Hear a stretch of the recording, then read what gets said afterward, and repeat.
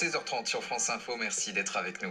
La riposte du pouvoir au rapport de la commission des lois du Sénat sur l'affaire Benalla, le porte-parole du gouvernement, Benjamin Griveaux, estime que ce rapport est truffé de contre-vérités.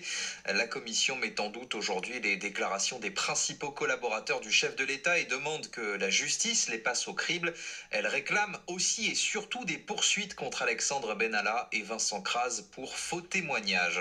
Le parquet de Paris, lui, n'a pas attendu l'avis des sénateurs pour se poser des questions sur la bonne foi de l'ex-homme de confiance du président.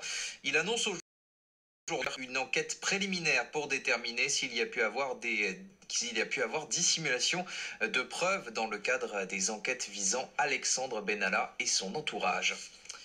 C'est la plus lourde peine jamais infligée par la justice française dans une affaire d'évasion fiscale. Le géant bancaire suisse UBS écope aujourd'hui d'une amende de 3,7 milliards d'euros pour démarchage bancaire illégal et blanchiment aggravé de fraude fiscale. Il devra aussi verser 800 millions d'euros de dommages et intérêts à l'État français. UBS va faire appel.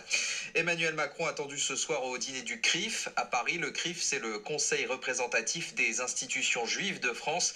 Face à la multiplication des actes antisémites ces derniers temps, son président demande que la loi soit appliquée avec la sévérité nécessaire.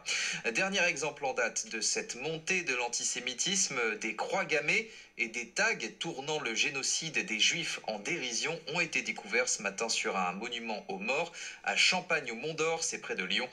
Des graffitis condamnés avec la plus grande fermeté par le préfet. Les négociations sur l'assurance chômage échouent. Malgré 10 séances de pourparlers, syndicats et patronat ne sont jamais parvenus à surmonter leur désaccord sur la mise en place d'un bonus-malus sur les contrats courts. C'est donc l'État qui va décider pour les 3 ans à venir des règles d'indemnisation des chômeurs et du montant des économies à réaliser.